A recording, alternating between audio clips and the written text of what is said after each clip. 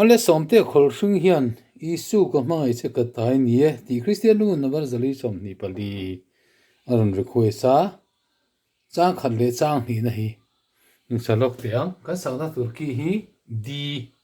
ani plus 2 isu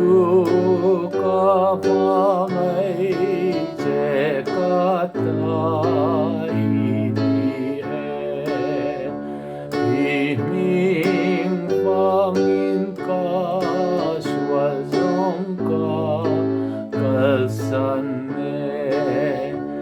Katlan tu katsan dam tu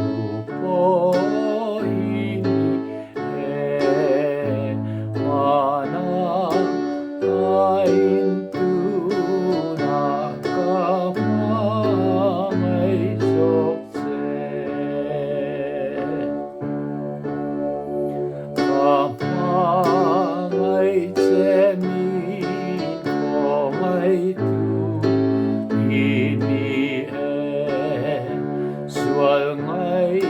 Dam nami be kosa ken be ning lu kum va in ka ma ngai ase mana ain tu na ka ma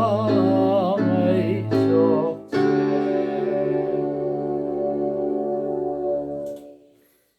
thì han du to mai da tho me chang li nia chang hi chau kha kan han sata asap la chuan my jesus I love thee ti ani thì han du to phon me ngar request tu kha som te khol ring